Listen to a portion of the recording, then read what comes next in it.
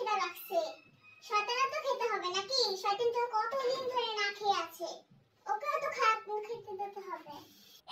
ভাই, আমরা তো 10 বছর ধরে কিচ্ছু খাই নাই, তুমি খাইলে আমার খাওয়াইবো, খাও।